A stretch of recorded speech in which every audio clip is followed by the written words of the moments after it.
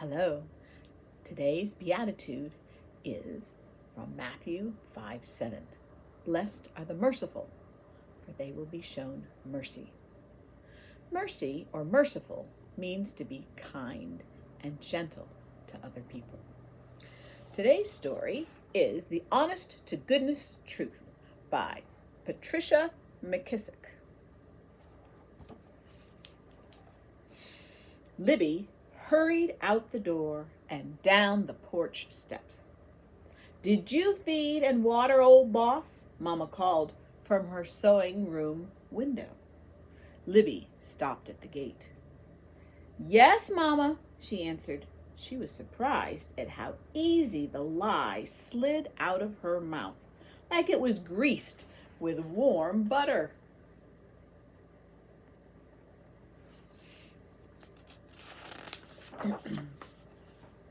Mama stopped sewing Virginia Washington's wedding dress and came outside. Libby dropped her head and wouldn't look in her mama's eyes. "Are you sure?" Mama asked, real stern-like. "Speak the truth and shame the devil." Libby opened her mouth, but Mama placed a finger in the air as a signal for her to stop. "Libby Louise Sullivan, I'll ask you once more and again, did you feed and water old boss?" Libby's stomach felt like she'd swallowed a handful of chicken feathers. Her eyes commenced to fill with water and her bottom lip quivered. Then, taking a deep breath and gulping hard, she owned up to her lie. "I was gonna do it as soon as I got back from jumping rope with Ruthie May."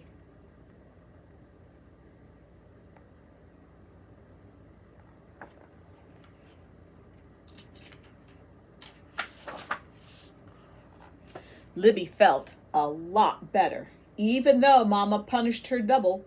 For not tending to old boss, Libby couldn't go play with Ruthie May. And for lying, she had to stay on the porch the rest of the day. It was the first time Libby had lied to Mama, and as far as she was concerned, it was gonna be the last. From now on, only the truth, she decided. Libby started her truth-telling come Sunday morning.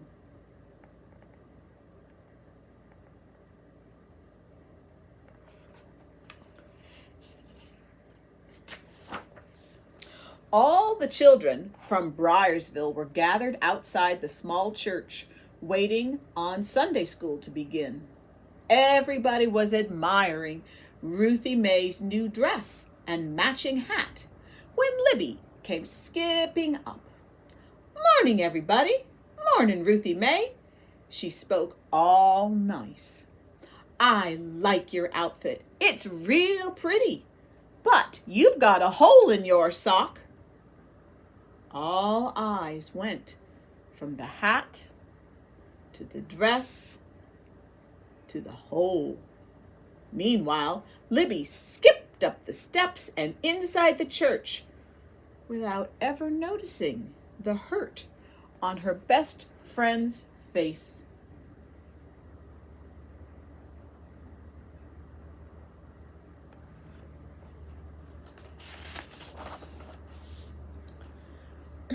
Service ended, and, same as always, Libby asked Ruthie May to walk home.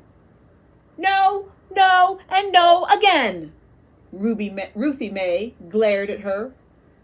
Libby was purely surprised. "What'd I do?" "You told the world I had a hole in my sock." "It was the truth," Libby pronounced, feeling satisfied. "It was plain mean," replied Ruthie May, and she hurried away. Libby looked at the idea from the outside in and then from the inside out as she walked home alone. By the time she trudged up her steps, she was still confused.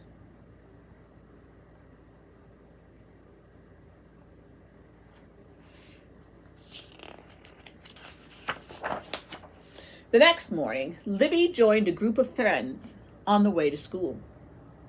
"Did you do your geography homework?" Willie asked Libby. "It was easy," she answered. "Not for me," Willie shook his head. "I didn't understand it, so I didn't do it."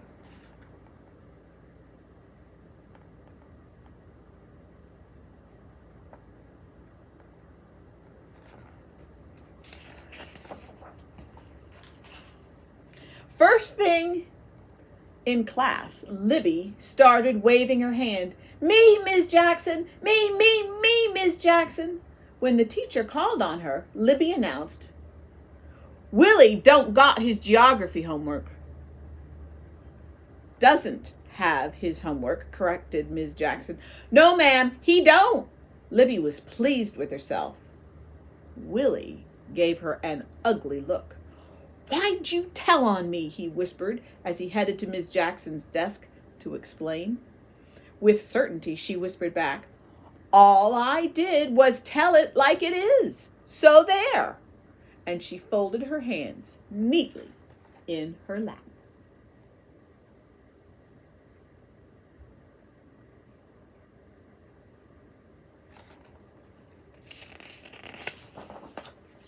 Before lunchtime, Libby had told a lot of truths.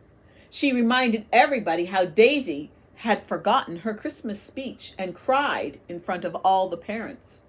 She told how Charles Sutter had gotten a spanking for stealing peaches off Miss Stacy's tree. And the whole class knew that Thomas didn't have lunch money and had to borrow some from Miss Jackson.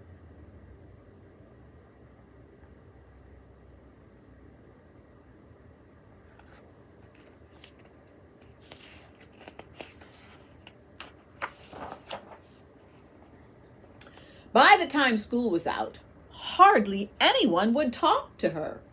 "Why are y'all so mad at me?" Libby asked her classmates as they started home without her. On Libby's way home, she wondered why her stomach felt as fluttery as it did when she'd told the lie.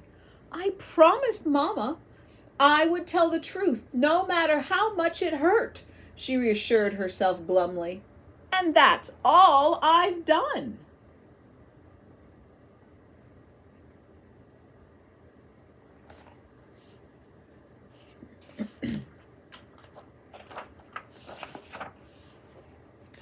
Before Libby knew it, she was in front of Miss Tussleberry's vine-covered cottage. The woman was in her rocking chair, gliding back and forth and fanning herself with a hand-folded fan. "How do, Libby Louise?" she called in her sing-song voice. "What's that sad look you're wearing on such a pretty day?" Libby jumped right in with what was bothering her. "Can the truth be wrong?" "Oh, no," Ms. Tussleberry said, fanning faster. "The truth is never wrong. Always, always tell the truth." "That's what I thought," Libby said, a smile of relief lighting up her face.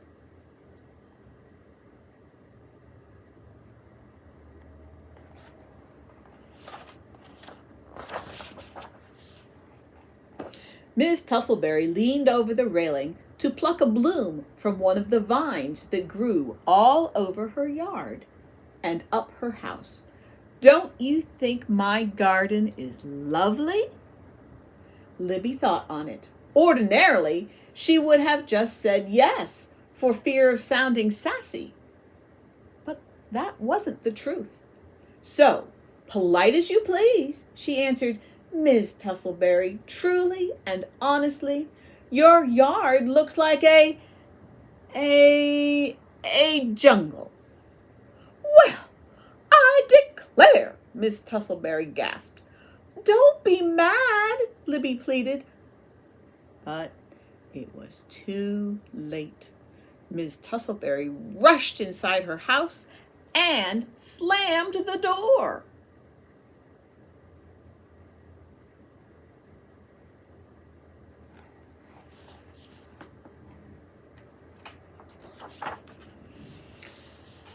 Even though Mama was busy putting the finishing touches on Virginia Washington's wedding dress, she still took time to listen to Libby's problem.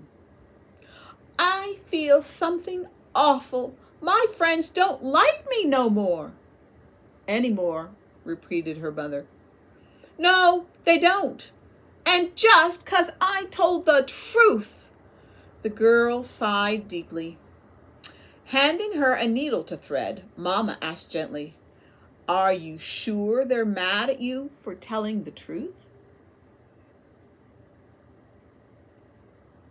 I think so, said Libby. Willie was mad as a hornet when I told Miss Jackson he didn't have his homework. And Miss Tussleberry got plenty upset when I said her garden looked like a jungle. Mama smiled. Oh, I see. Then putting down her work, she took Libby's hand, saying, Sometimes the truth is told at the wrong time, or in the wrong way, or for the wrong reasons. And that can be hurtful. But the honest-to-goodness truth is never wrong.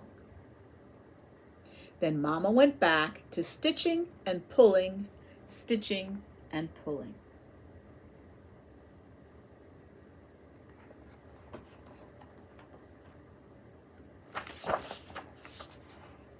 Libby walked to the barn to feed and water Old Boss, all the time trying to get an understanding of her mother's words.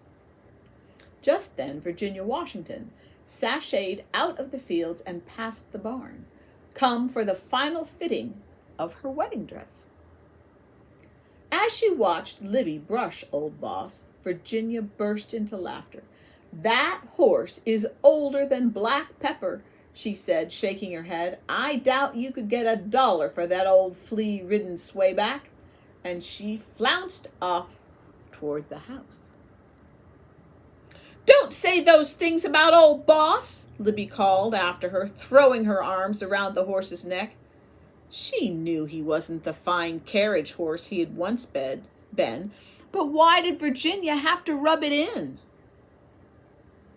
Now, Libby thought back on her own truth-telling, and Mama's words suddenly became crystal clear.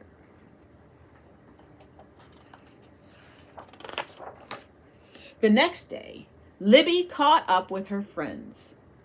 On the way to school, she told Ruthie Mae, You did have a hole in your sock, but I could have whispered it to you instead of hollering it out for everyone to hear.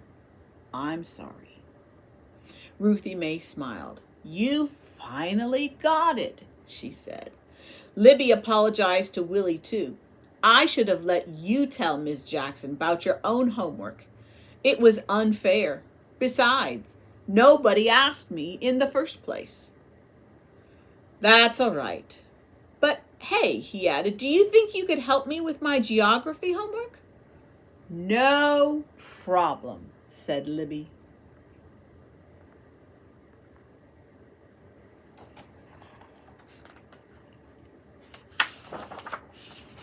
Later, Libby talked to all the other victims of her truth-telling. But there was one more person she had to see. On the way home, she headed straight for Miss Tussleberry's house. Libby found her neighbor out front, down on all fours, pulling up flowers and snatching up vines by the roots. When Miss Tussleberry saw her, she wiped her brow with the back of her hand and flashed a full smile. I'm sorry if I hurt your feelings yesterday, Libby said. Libby Louise, you were right, Miss Tussleberry replied. This place had gone completely and uncontrollably wild. But you were so mad at me. Miss Tussleberry waved a dismissing hand. The truth is often hard to chew. But if it's sweetened with love, then it's a little easier to swallow.